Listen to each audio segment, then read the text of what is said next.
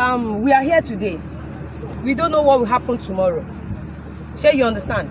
Don't forget that these blackmailers, they've been taking me to station, taking me to series of courts. They took me to Ilorin. This is how God helped me.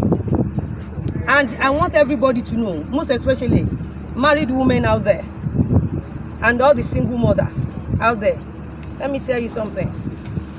Whatever you are facing in life, remember Lizzy Anjorin. Keep pushing.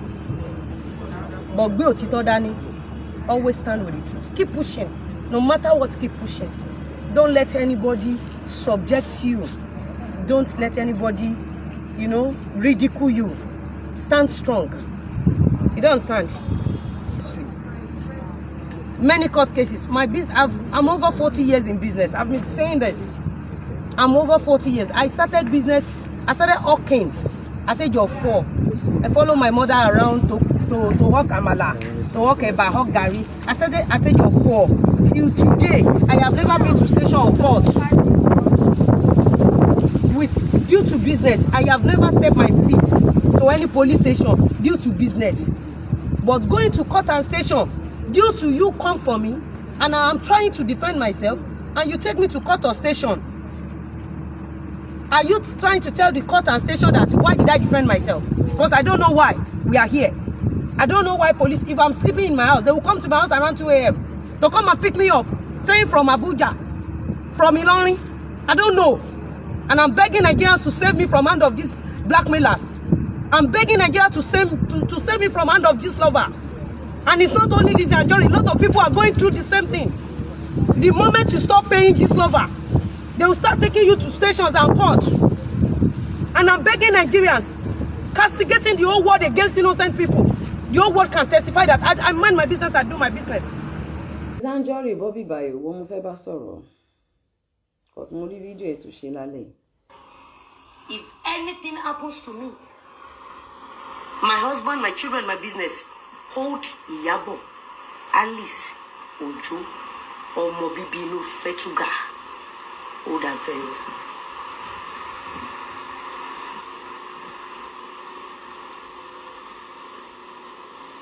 Ó wọnú family mi, ó fi wá gba donation, ó dẹ̀ ń parọ́ mọ́ wa.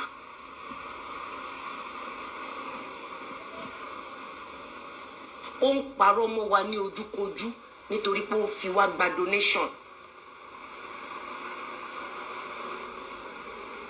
Ọ̀rọ̀ ìdílé wa ò kàn lọ́wọ́ kò kàn lẹ́sẹ̀.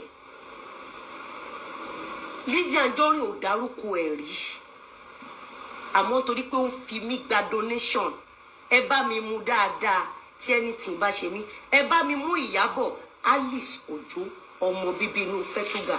Ẹ bá mi mú dáadáa.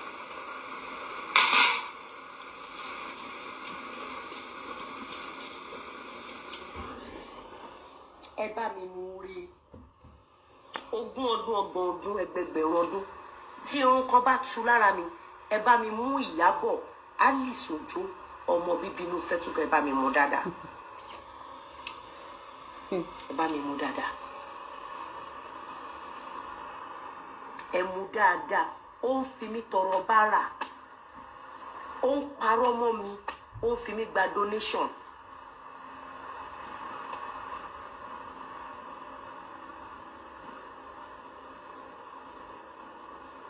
Ó rán èèyàn wá sí ilé mi. Wọ́n wá ya fọ́tò ọmọ mi. Wọ́n post it online. Ó lóun fẹ́ serve court letter. Nígbà tí àwọn tó ń serve court letter pè wá, ọkọ mi pe ẹni yẹn pé kó máa bọ̀ nílé. Ọkọ mi fẹ́ gba lẹ́tà yẹn. Ó ní àfi tó bá rí mi. Mi ò dẹ̀ sí nílé. Wọ́n dẹ̀ lọ gba pasting order ní court. Ẹ̀tọ́ wọn ni wípé kí wọ́n snap bó ṣe paste ẹ̀. Wọ́n dẹ̀ dá padà sí court. Àríbẹ̀kọ́, nígbà tó fẹ́ post fídíò yẹn, wọ́n wá dúró sí ilé kejì sílé mi for over 4 hours. Wọ́n retí kí ọmọ mi dé láti school.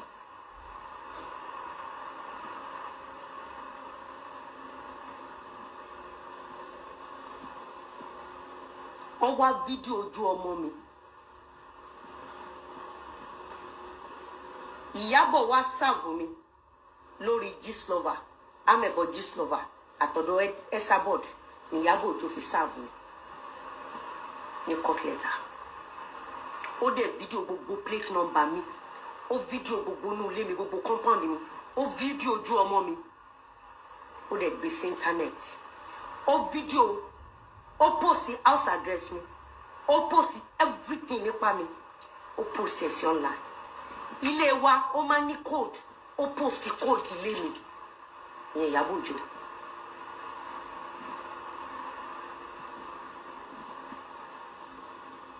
Àwa wá lọ gbá research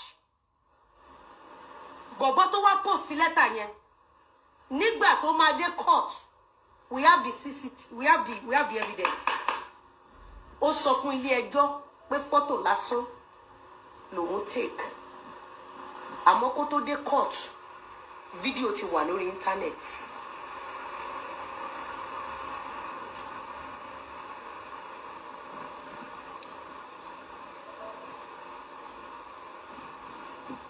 Kí ni mo sọ? Nígbà tí bọ̀bọ̀ tó wá post lẹ́tà nígbà tó dé court nǹkan tó sọ fún court ni wípé photo lásán lòun I have the evidence. Ó máàkì síbẹ̀ wípé fídíò òun ṣe fídíò.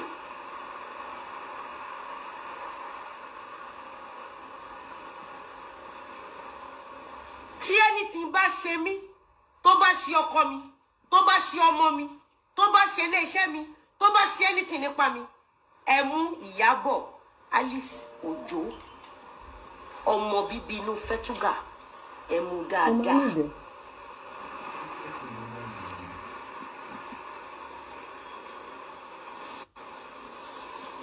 Ẹ bá mi mú dáadáa. Ó ya ilé mi.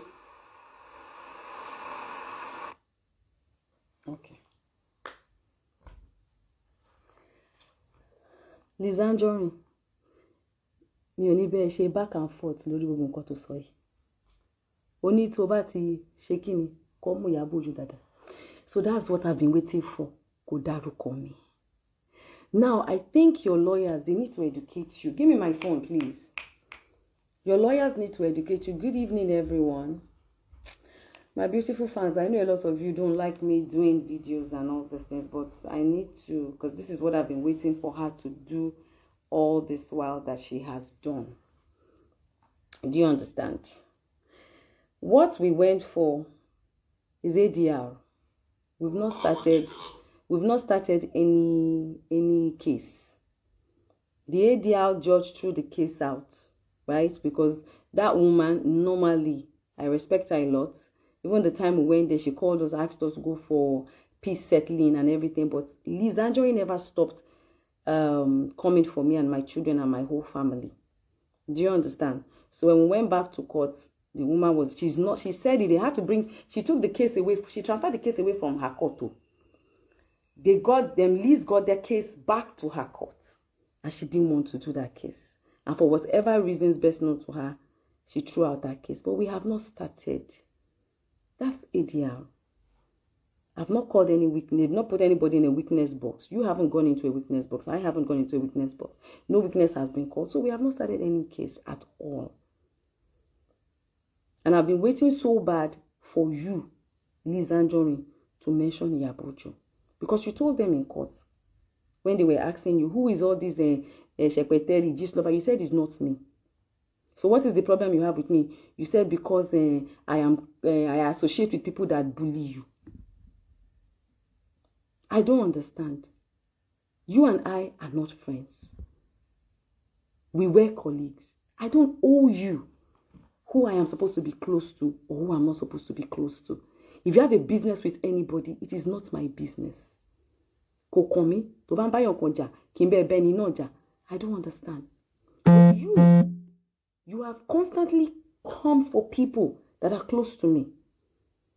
You have constantly dragged people that you see with me. And the only reason why I'm doing a case with you is because of all your defamatory things that you do and say about me. All the accusations that you accuse me of. There is nothing that you have not accused me of. I should be the one saying that if anything should happen to me, Iyabo Ojo, or my daughter, Priscilla Ajoke, or Festus Olatunde Ojo, you, Lizzy Anjorin, should be one of the people they should hold responsible. You, Liz, should be one. If anything should happen to me today, you, Liz, should be one of the reasons, one of the people that they should hold very responsible. And I will tell you why. You alone will start with warrior. Can you come to play you videos of them?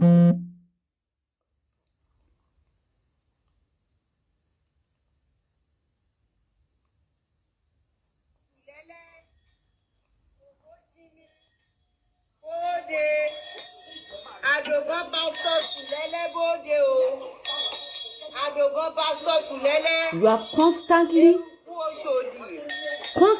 Let me even go towards that other one. The other one for Lizzy Anjorin replied back to Iyabo not this Ojo. one. I'm even coming. This one Lizzy is different. There's a lot. I have a lot of your videos, so I want to mention her name. Mention whose name? When I asked you to mention my name.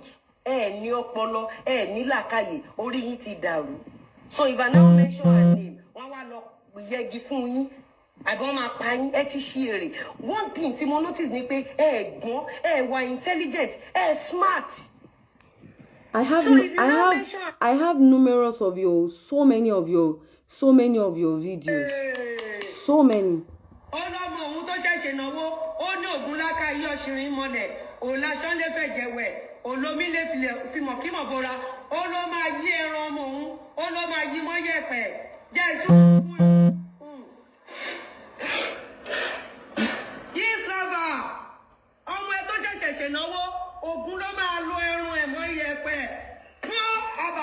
When we get to court, you need to come and explain who you are referring to. You have to come and report. You have to come and because you know that I have filed a criminal. I've gone to write a criminal petition against you, Liz. I heard you too. You've gone to write your own, right? You will come and explain whose child got married recently that your voodoo should kill, grand, mixed with sand. You have to come and translate all these things because you are the one that has constantly been cursing on my children.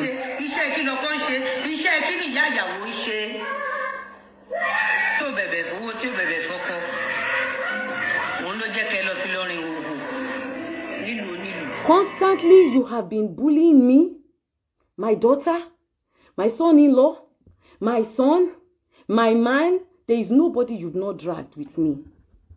My friends, anyone you see with me, you will drag them. Recently, indirectly, you dragged them, Mommy Salawa. There is nobody that you've not dragged. There's no allegations that you have not accused me of. You have accused me for the death of Mohbad. You have accused me for... In fact, there was one you even did that you even asked the government that if the government are wise, they are supposed to... Let me see.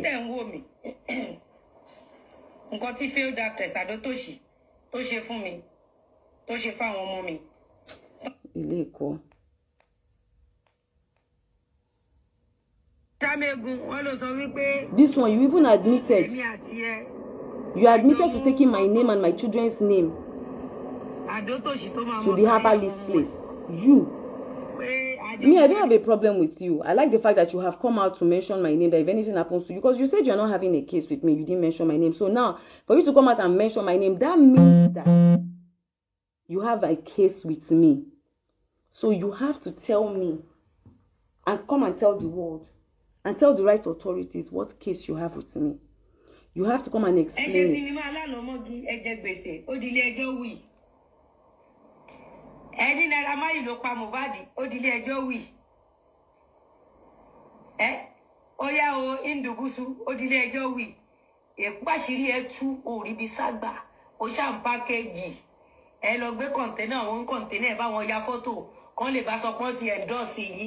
Kò ní bí ìjà Bedford Ìdùwúsù ti wọ́ yín lọ. Ẹ lọ sanwó gbèsè tẹ́ jẹ. Ṣé bẹ́ẹ̀ sọ wípé wọ́n ti lé Lizzy ilé o, wọ́n ti gbalé Lizzy o, kò lè dé ṣọ́ọ̀bù ẹ̀ mọ́. Ìyẹn bí ìwọ failed actress. So now my take with you is that every time you have all your issues, issues to money, every time to buy issues, you bring all your issues to me. Oh Lord, do mota. When you transfer, you brought it my way. You indirectly describe me. You bring all your problems, your issues, you bring it my way. And you are saying that, Iyabo, they should hold me responsible for anything that happens to you. I don't understand, Liz. We've not started a case, so don't celebrate. I like the fact that we've not started a case.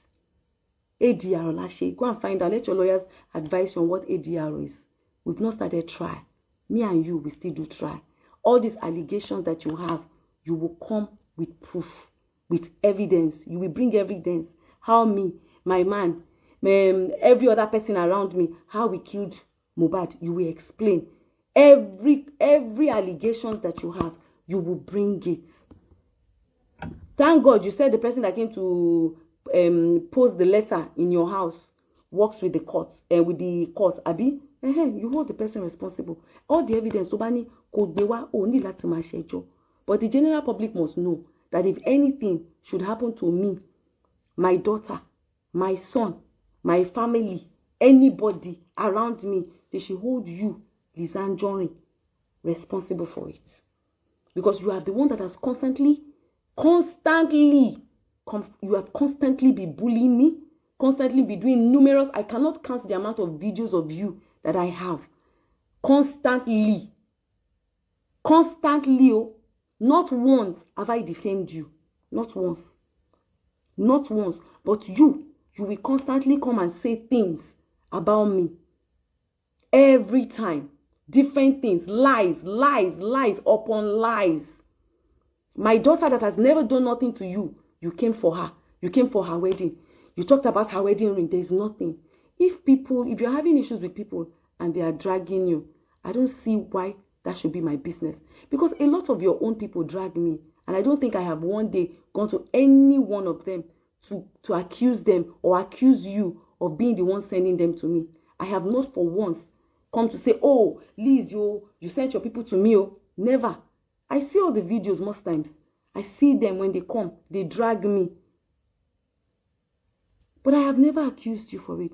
Because they are an adult. They have the right to choose who they want to drag and who they don't want to drag. It has nothing to do with me. If I feel like I'm very uncomfortable with that, I know the right things to do. I know the right things to do.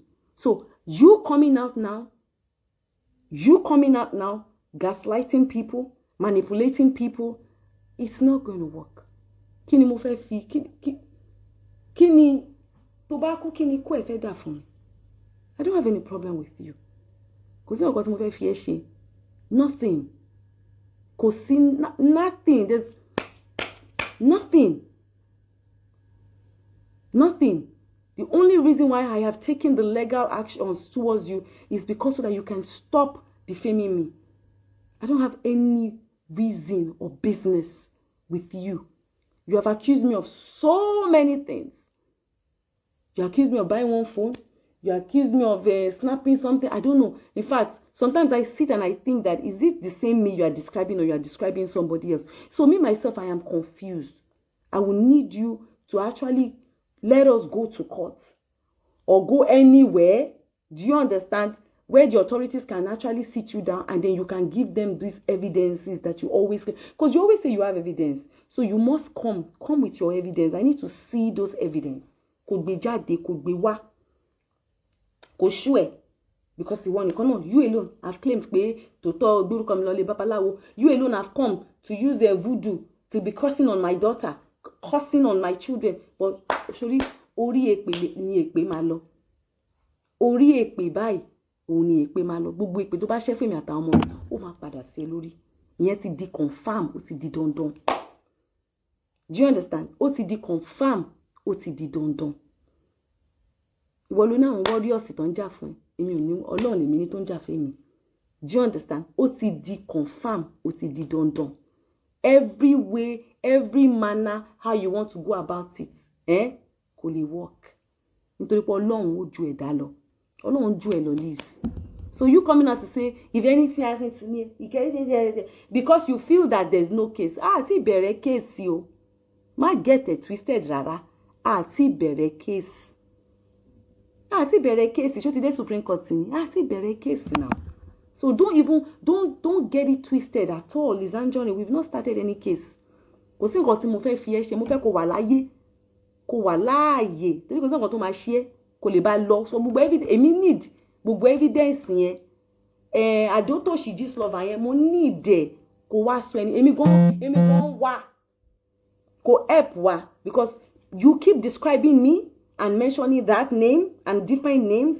Do you understand? So I need you to come. Kó wá jókòó, kó ṣàlàyé ẹni yẹn, kó gbé evidence jáde.